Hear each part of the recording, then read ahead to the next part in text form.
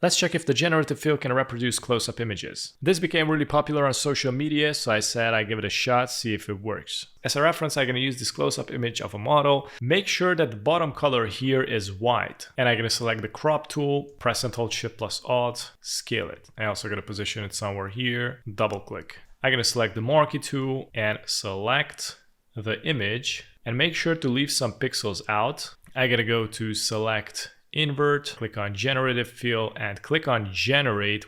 So we got a notification, the generative image were removed because they violated user guidelines and it generated only 2 images which are kind of incorrect. So in this situation, I'm going to type in female model.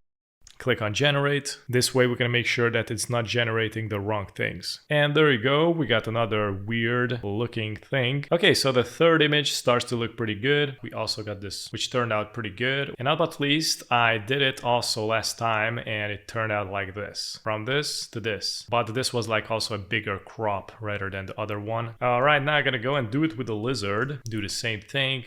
Select it. Select invert and generate. Oh my god, this is horrible. Look at this. So it's very good if you type in something. I'm gonna go with lizard.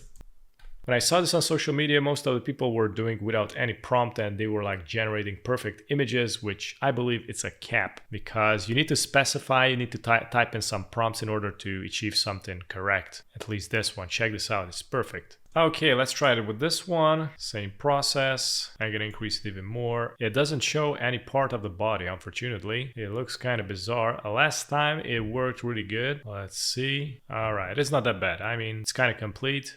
And not but least, I'm gonna go with this flower, crop it. Marquee tool, I'm gonna select this area, press and hold Shift and select also the right area, generate fill, generate. Perfect. Second is even better. So it seems like it does actually work with these close-up images. Thanks for watching.